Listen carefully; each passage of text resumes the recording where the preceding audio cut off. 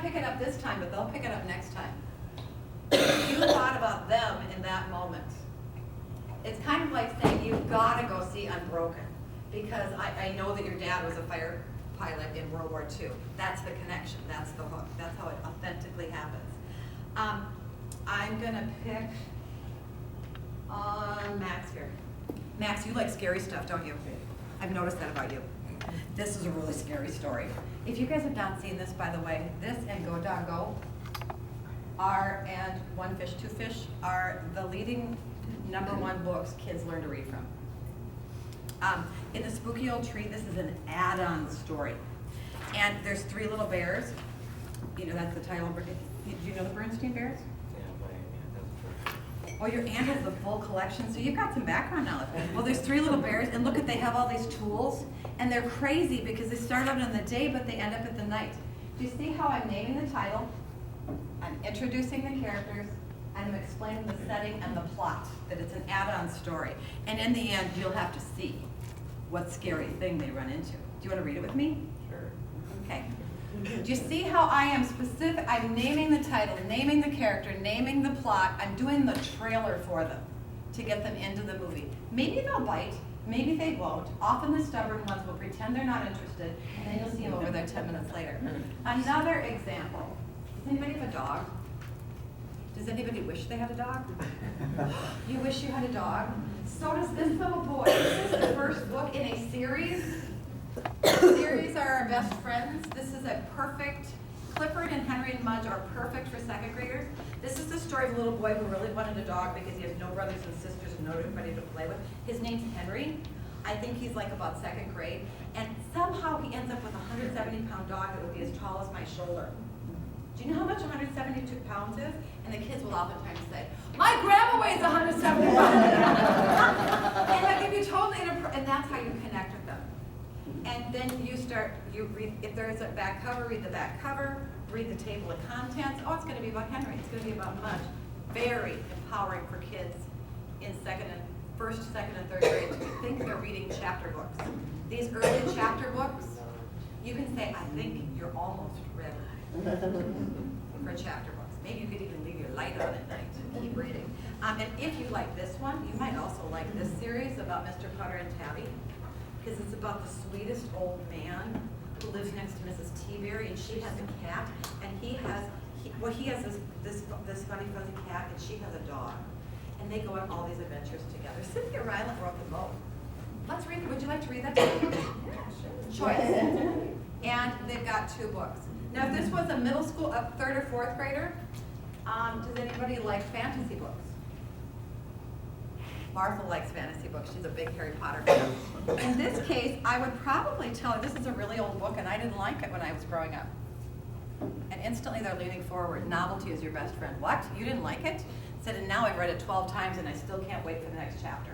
Because it's an adventure tale about a boy who finds out about a baby dragon who is tied to a pole. He's tethered there like a tetherball. And a gorilla's guarding him, and he has to get past all these dangerous animals. Each chapter, he has to escape another animal, and he stays calm because he's really tricky. You're kind of tricky. You want to read this book? Sell them on it, inspire them, bring the energy, give them the trailer. Because you have the power to inspire readers. So bring your favorite comic book. Bring one of your favorite poems or jokes. They love jokes. Here's my really bad joke for the day. What did one snowman say to the other snowman? Do you smell carrot? And I really like a kid who likes my bad joke. Get a second copy of the chapter book a kid is reading. And read the book at the same time. Incredibly empowering. And make a life connection to the text, why that book pertains to your life. Number 2, to help kids learn to read. This is really hard at homework club when we've got a lot of kids. How do you know if it's the right book? First of all, when you're trying to decide, am I in the zone? Because it's hard. We've got 4th graders reading at 2nd grade level and 2nd grade readers reading at 3rd grade level. The CONECT workers pretty much know their levels and what would be appropriate. It's more important, I think, to us as educators that they're starting and finishing text that they have a tie to, than that they're carrying around Thief Lord and looking cool, which a lot of them tend to do. If we can do one thing in reading, that's help them finish text. So, we have a 4th grader right now. We've had to take, who's reading at a 2nd grade level. She's very sensitive to it. We've had to take all grade levels off everything. So that we can, so the books kind of go in order. We have to give her permission to come get a book at a different time than everyone else, or we have a special box for her. Because she doesn't want to stand out, and who can blame her? And since we've been sensitive to this, her reading scores have gone from here to here. She had amazing growth scores on standardized tests last year. This is a book that I used to read to her when she was in 2nd grade. And now it's one of the books that she will pick up and reread, and lo and behold, here's the real power of Homework Club. She's reading it to her siblings at home. Sometimes I think what we don't have happen in growth with the older kids, we see it in spades with their siblings, because we're developing a culture where we're curious about books, and we start and finish things.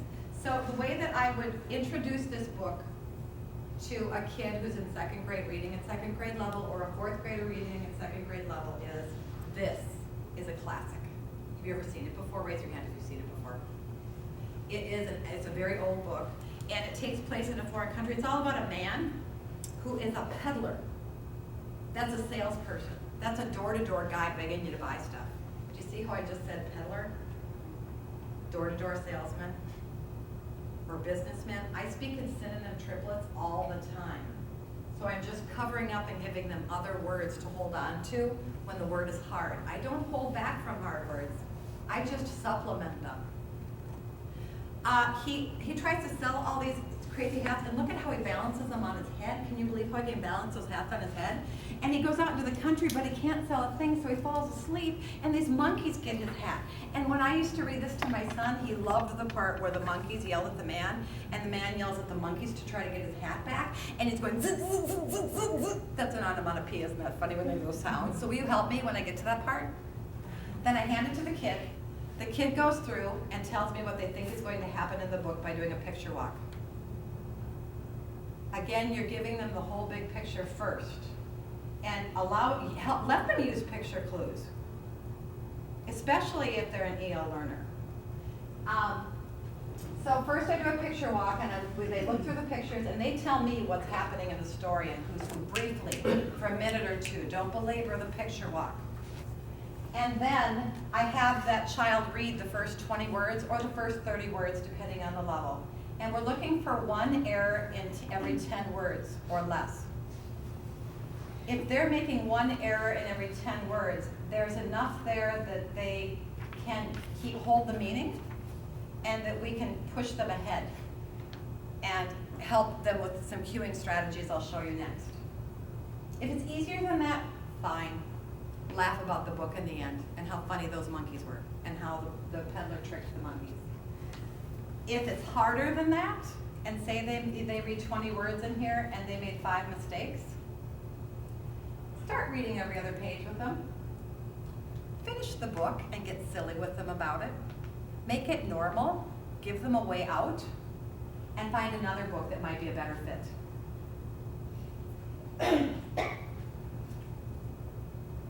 3rd through 8th grade kids. As soon as they pick out a book, I'm going to go real high level here. This is a book called Hidden. It's similar stories to the Anne Frank story. We have some 5th graders that were testing in the 60th to 70th percentile. That's something we know, so I know that for 5th graders, that test is very rigorous. So they're going to have to finish really high level text and be able to stick with that and have tenacity. So if I was proposing this might be a good book to go along with the unit in school that they've been talking about. First thing I have the older kids do is read the back cover to me. I can test to see if it's a good fit, and they're figuring out who's who, where's what's the plot, what's the problem, am I interested? And then I have them read the table of contents. Sometimes in books like this or in fantasy books there are maps, and those maps for our visual learners are essential because that's what starts making the movie in your head that you make meaning around. If they've read the back cover and they can, and they've read the table of contents and they're interested in it, then I read the first chapter to them. We have to spoon feed them into the tough stuff if I know this is going to be a challenge, but then they read that second chapter to me.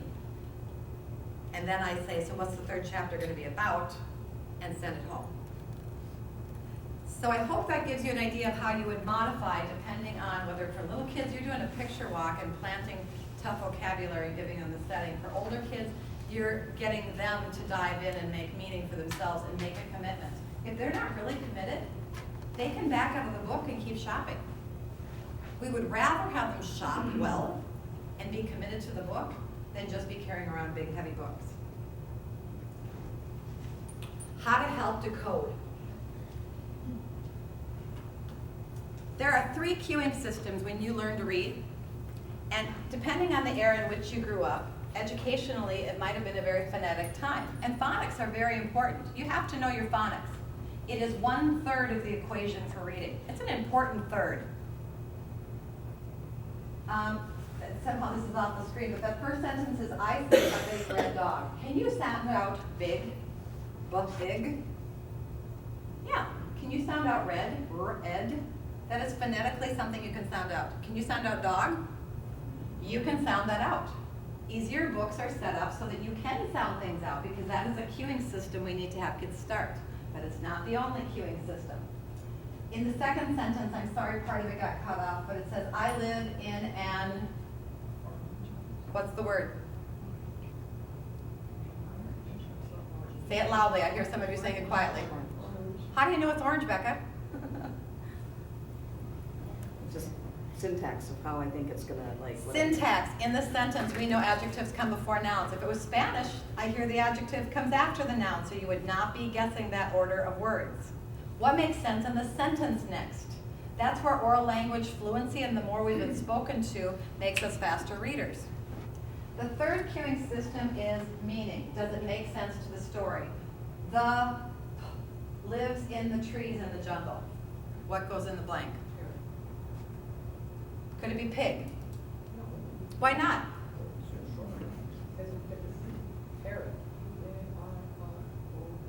And do you see how you're being visually acute, very, very accurate, and you're going P-A-R-R-O-T? You're using your background knowledge. How else, so parrot fits visually, it matches letters. How else do you know it's parrot? Parrots live in trees. Parrots live in trees? What else do you know about parrots? Do you see how much background knowledge you got to bring to this? And you wouldn't guess pig, because pigs live on farms and they don't live in trees. So that's making meaning, and that's what makes the difference. We can get a lot of kids to decode, but they can't make meaning, because we've got to put it in context. So they need phonics and syntax and meaning cues. So if a child can't read a word, that's possible, because sounding it out only works 40% of the time, at best. So what do you do if you can sound out the word? How do you chunk it? There's a strategy that many schools in the Wayzata district call chunky monkey it. And I'm going to model this for you with my hand, but kids would be using 2 fingers. If they're sitting there apathetically with their fingers in their lap, get their hands on the table. We want these kids sitting up and moved in, alert. We're strong when we're doing our work. So if the example was September, and you can kind of sound out September. You can't really sound out delicious. You can't really sound out said. In September, you see sep, temp, ber. You can see chunks. We're not doing sep, ber. Look for big chunks. Look for words inside words. And underhandedly, what do you see? Do you see under? We want them to see big chunks like this. And do you see hand? And you see a lot of suffixes, and this helps them with their spelling, with lee and able and shun. So this is what we mean if they can sound it out the 40% of the time they can. With invaluable, the word value, drop the E, that messes kids up. A bowl looks like able, and it can confuse kids. And that's where they might have to use these other reading strategies. One more. The first reading strategy is what I just did here. Get out your fingers. I'm going to use my hands for the size here. and chunk this. Chunk this. What could it be? What's your guess? What can you do? If that doesn't work, reread. If that doesn't work, read on. I'm not giving anything. We are here to give cues because we believe kids are going to figure it out on their own. And the great thing is, if you just count to 5, over half the time they'll figure out the word on their own. Don't interrupt. You're showing lack of confidence in it. If they cover up and reread the sentence and read on, 9 out of 10 times they get it right. If they don't, you can prompt and say, well, what would make sense there? Does that match the letters? Does that sound right? So basically, there are 3 cues and 3 questions you can ask. If those things don't work, and we're going to give this to you on a sheet at the end, if those things don't work, then just tell them the word and keep going. So we're going to practice this. Stand up. You've been seated a while. Stand up. There's a little chant that some 2nd graders taught me that goes with this. The first thing you do if you can't figure out a word is get out your fingers. Get out your fingers. Cover and uncover. Say that. Cover and uncover. And then if that doesn't work, you can reread. Do that with me. Reread. If that doesn't work, you can read on. And you're asking in your head, what would make sense? Does that sound right?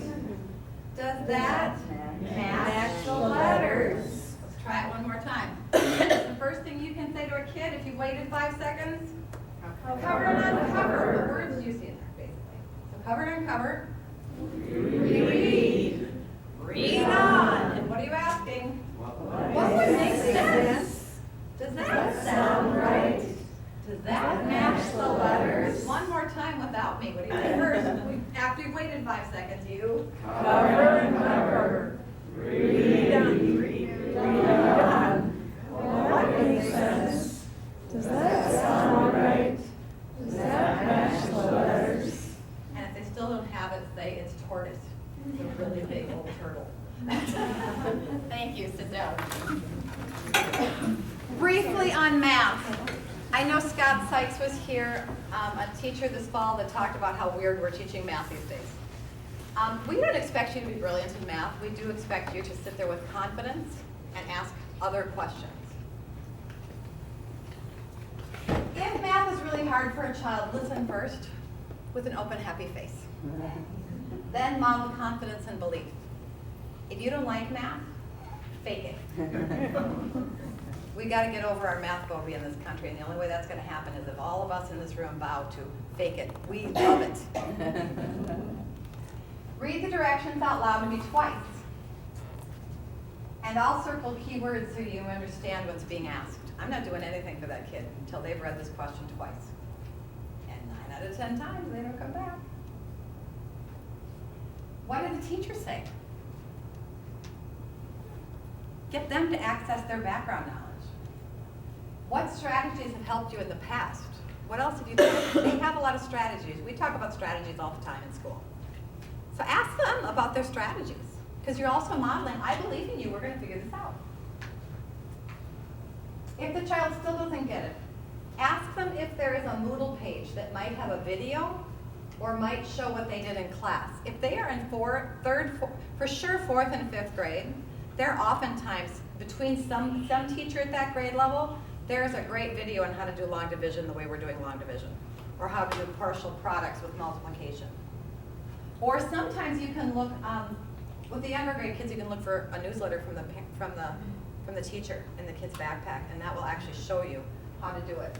Drawing pictures, if it's a math story, draw pictures of the characters and make it be a cartoon.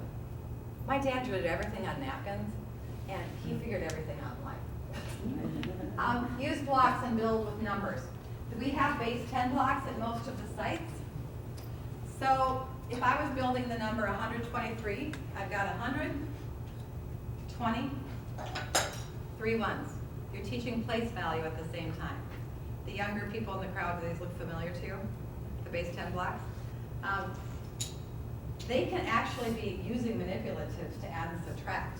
And that helps in a million ways. We want to move beyond that eventually, but it is there. Use that resource. You can always equate things to money. Many of the homework club sites have real money. Or you could make up stories about real money, or pretend to have a garage sale if you have time at the end, and have them buy things from you and make change. Because when you're finding the difference, you're doing algebra. We all complain kids don't know how to make change. Give them an opportunity to do that with these fake coins and the 1s, 10s, and $100 bills, because you're teaching them place value too. Act out the story. There have been many science experiments that we've had to stand up and have kids act out the push and the pull. Make it real. And just get out real things. So, what do you do if the child's homework is asking them to multiply multiple digit numbers and you don't think, I'm sorry, that's still the way they can't add? Has anybody been in that position before? When the homework is just way too hard? Not. We see this. Schools often give permission to parents at parent nights that the parent, if the homework is way too hard, that you do part of it and you fold it and you write a note that says we got to this point and the child has these questions they're going to ask you. You're expanding that child's possibilities by teaching that child you can go ask for help. I'll help you write down your question. All you have to do is bring this to your teacher.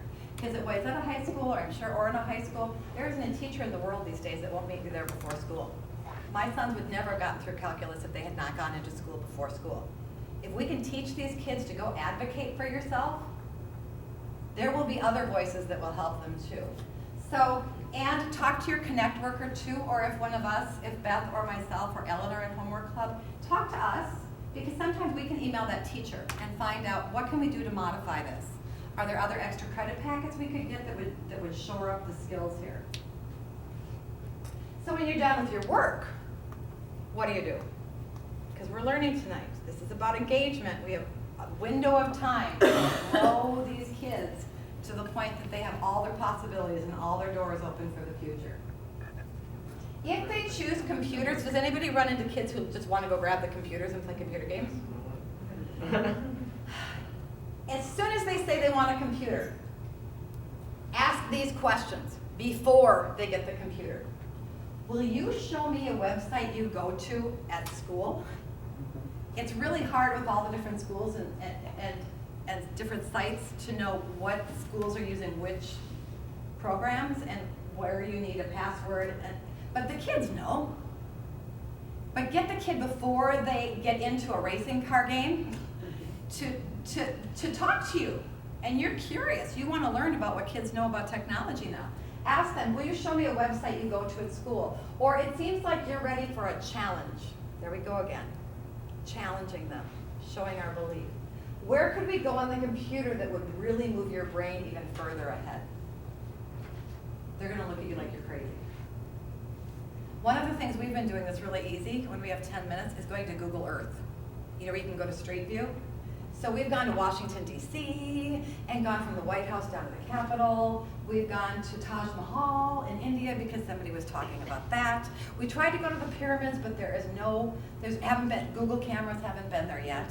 For some of our immigrant kids, how empowering that we've actually had them Google their addresses in their previous country, and we've actually been able to see their grandma's house. Wasn't it cool? Yeah, it was so cool. And it's so humbling because it reminds you, you came from a school with no chairs or chalkboards. That's right. Bottom line, games they are drawn to are not going to close the achievement gap. So you can always go to Google Maps, ask them, where did your ancestors live? You can do little knock-knock jokes. Let's find a joke you could bring to your bus driver tomorrow morning. There is a website called Estimation 180 where they'll show a picture of a man and they'll say, how tall do you think he is? It's like a guessing game thing. And that's free and accessible to everybody. And it builds conversation around math. It's all estimation skills. The bottom line on computers, games, I've said we got to advance them intellectually. We got to get curious about what they're going to. We got to monitor their choices on electronic devices just like we do on TV. So be with them when they move on to technological devices if they're done with their homework. Other things to do if they're done with homework. Look at this darling picture. Look how happy those two are. Engage them with a game. You know games. Concentration. Make up concentration. 20 questions. Tic-tac-toe. I Spy. Hangman. You know other games. They love this novelty of these. They love these games. And then volunteers start getting their own little pecking order of kids that want to go do that thing with them. Engage them in some stretches. Remember, these kids are they've had a long day. And many of them have fitness goals or calendars for homework. You can ask them about that. And if they have some fitness goals right now, you could go run in the hallway for 10 minutes with them. Or you could say, show me some of the yoga stretches you're doing at school. Especially if they're wiggly. It's important, they're young, they've been in school all day. Their bodies need a break. Something that's really powerful is for these kids to write thank you notes. If you brought stationery, it's so novel now to actually have note cards. And when you do write to people that they care about, you can be teaching them the 3 parts of a letter. The top left-hand corner is who you're writing to. The body of the letter is in the middle and it's indented. And the goodbye is on the bottom right. These are all things that get you jobs or don't get you jobs. Writing that letter is still your foot in the door or no choice. It's that and the mighty handshake and looking people in the eye to greet them. Those are 2 cornerstones we hear in employment services all the time. And they love the stationery. So just remember, there are 3 parts to a letter and we can teach them that. Engage them in drawing a map of their neighborhood. This is Ashley, who suddenly we realized was drawing a picture of IOCP and her apartments. And Martha ended up taking a picture of it and sharing it with everybody at IOCP, and she became kind of famous when she came through the door. See if you can send it to their classroom teacher too. They might not want to do these things the first time. She didn't want to. She comes to this slowly, but over time, she just keeps adding to this, and you can see how she had to keep adding sheets of what there was between homework club and the apartments. Engage them in conversation. Expect them to talk to you. People ask me how my own son got to be so personable. It's because I expected it of them. I expected them to, and I would send them back. That was a lousy greeting. Go greet that person again. We will hold to that for these kids because that eye contact, they can all have that. And we've got to teach them. In some cultures you wouldn't always have that, but in this setting, we do. They've got to have that agility to know when to have that strong handshake and that eye contact and when not to. I love that picture of this teacher. Does she look like she's completely honed in on this kid, and this kid is the only thing she's seeing? You might be one of the only people in their day that has time to do that. That's a powerful thing to just have the full presence of another adult. You can ask them, who's cooking dinner tonight? Or, if you could have anything for dinner, what would it be? Tell me about a friend at school and what you did at recess today. They're not yes or no questions. They require an answer. So we thank you for being here to help coach our kids and inspire our children. This is my goal for all our kids. If you've seen this before. I feel. You feel alive? I feel happy of myself. I feel happy with myself too. What do you got, any words of wisdom? What about for all the other kids trying to learn how to ride their bike? Can you say anything to them?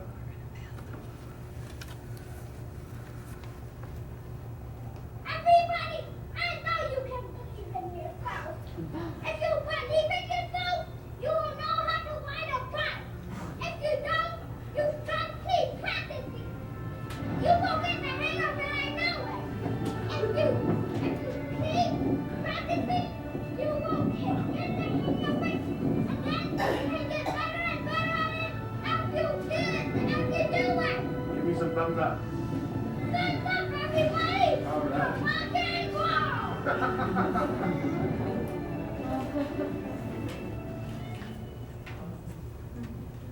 That's what we want all our kids to walk out of homework club feeling like, at least some of the time.